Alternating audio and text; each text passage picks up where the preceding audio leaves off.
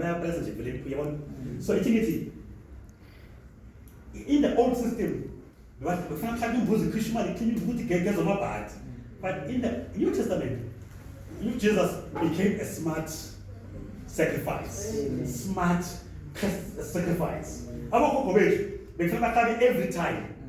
It's an old system. But look at the smart way. Look at the smart. That smartphone was a smartphone. Yeah. I mean, understand smartphone. But since it's part of your mood. The phone is smart. You know, it's the next level. You know. Maridala, befana ubhale impende bafuna yabona urecord but smartphones are more smart yabona njengale. So now in the old system bekwenziwa ngendlela yakudala uyajena ubuye kuhlatha imbuzi kushone kuhlatha imbuzi ube nebhandi kuhlatha imbuzi yabona kuze kana ukuhlatha imbuzi ukuhlatha imbuzi yabona njalo. That's why ekhaya kulesikhule khona ishumi behlala kunomsebenzi kakwakho behlala nomsebenzi every time kunomsebenzi umsebenzi wa hayi ugogo ukwathile ngoba lo udelele lo how next ngiyashada futhi ikhathelwana hayi phela ubuyile ejele kufanele ngabuyile bethu. So it was an old system but now sinemvana smart. Amen. Saphiwa a smart mvana smart ezoyenza into once and for all, meaning there will never be a need of a blood.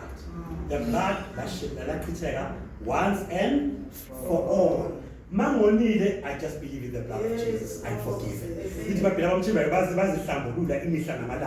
All my mistakes, namaphutha uyamthethelela. Hayi negazi lembuzi. Ngale lagazi elakhethelwa 2000 years ago. This smart lagazi. This stylish. Hallelujah. So in the conclusion of my message,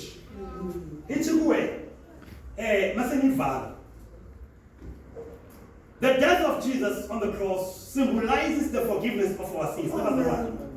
And the declaration in it is once and for all.